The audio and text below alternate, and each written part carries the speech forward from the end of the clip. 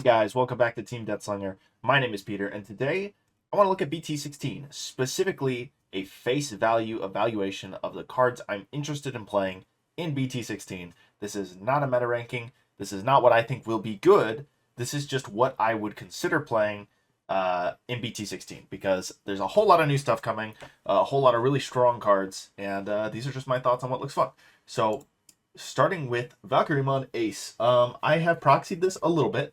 I just don't really know how to play it, honestly. I think there's lots of things you can do. You can either get really aggressive or really control oriented with it. I just don't know what's better. I'll probably wind up looking up some deck profiles for a lot of these decks and then tweaking them to my liking. But this card lets you blast Digivolve.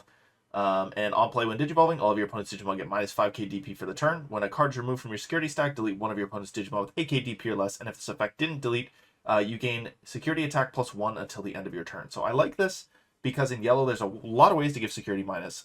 This gives minus 8k when something swings in, which means you can probably make it small enough that it just dies. Sorry, it doesn't give minus 8k, it gives minus 5k. So if you're swinging with a 13k mega level Digimon, you're probably going to get wiped by an ultimate or a level 5. And if you are 13k, you're just going to get popped by this effect anyways. So that seems pretty good. Also, if you stack this with the effects that trash and security when you attack, you can give yourself security attack +1, which seems good, which is kind of why I'm interested in playing it aggro. I'm interested in what kind of shenanigans you could do as far as like DNAing into a Sylvimon and what inheritables you could get under that. I'm pretty sure this card is pretty good. I don't know what people are doing with it. So that's something I'll have to look into a little bit more. Valkyrimon. On play, when Digivolving, de-Digivolve 2 on one of your opponent's Digimon, then all of your opponent's Digimon with one or fewer Digivolution cards can't suspend until the end of their turn. When attacking, delete one of your opponent's Digimon with one or fewer Digivolution cards. Obviously, this has some really natural synergies with Zudomon Ace.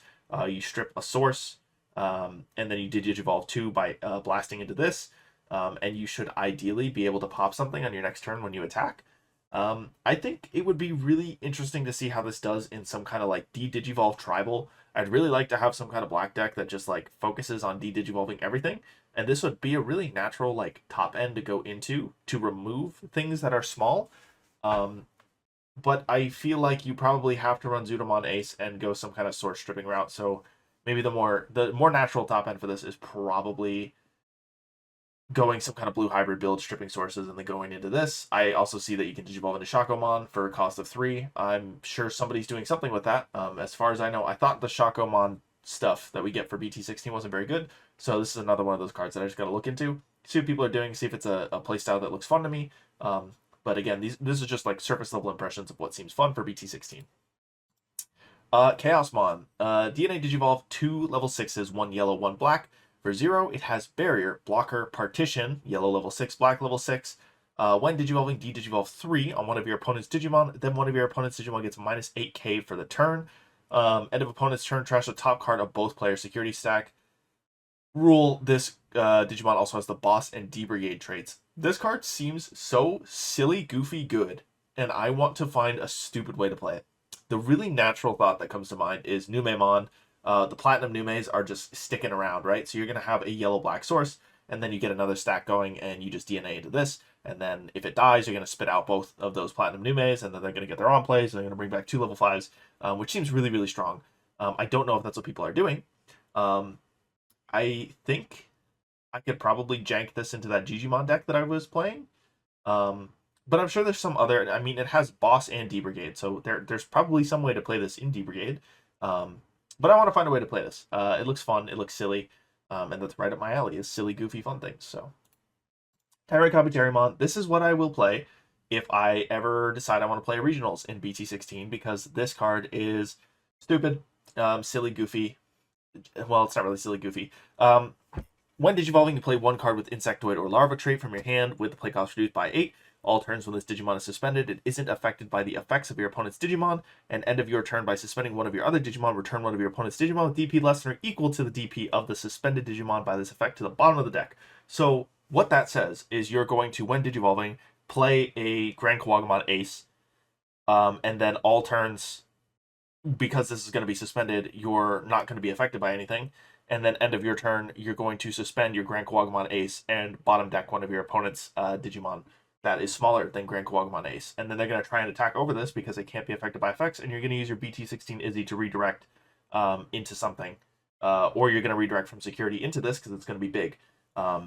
So yeah, this card is silly. I did play test this a little bit, and it was just kind of boring, honestly. But that's how I feel about a lot of the good decks in this format. Magna X and TyrantKabuterimon both feel pretty boring to me. I just don't like cards that have full immunity to almost everything. They're just incredibly hard to remove. Their effects don't matter, and then you have to swing over them. And both cards have ways to make themselves bigger. So it's like, all right, whoever sees Boss Monster first is gonna have a great time, basically. So yeah, that's how I feel about that.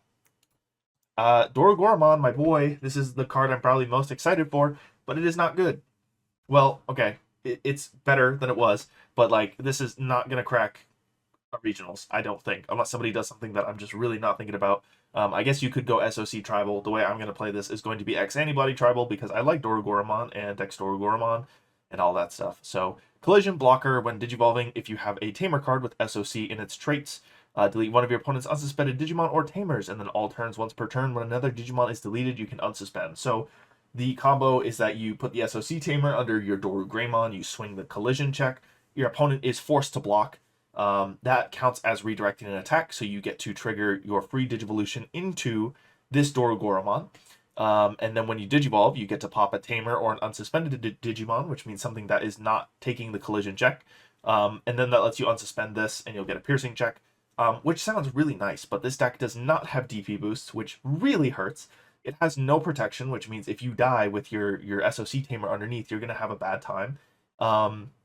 And collision means that if this is your only Digimon on board and you don't have another way to unsuspend, you're just not ending the game because your opponent can just hard play a level 3. And then what? You have to swing a collision check into their body. And the fact that they can just kind of buy a turn if they don't have a body on board is painful. That's just not ideal. You never want to give your opponent more turns or the ability to make things happen to their favor. Like, I don't want to give my opponent the initiative or a choice, if that matters, ever. So that is kind of tricky to work around. I will be playing this deck. But, you know, if I ever decided I wanted to play an event in BT16, I wouldn't be able to take this deck. It's just, it wouldn't work. This is also one of those tricky things where I really like this card, but if I want to play with my friends who play good stuff, I'm probably going to have a hard time. So there is that as well. Then we have Shroudedmon.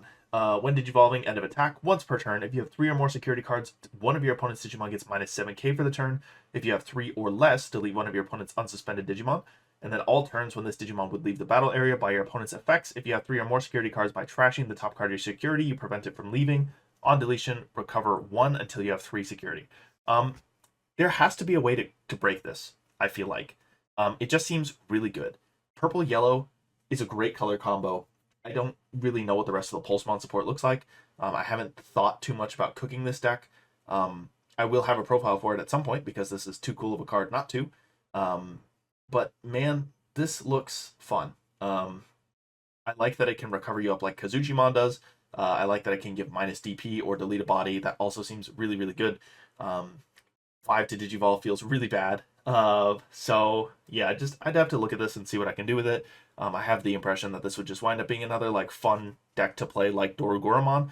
That's just not going to crack anything towards the top, which feels bad. I feel like a lot of the decks I like in this format just are not going to be operating at a high level, and that makes it hard to play in my local play group. So.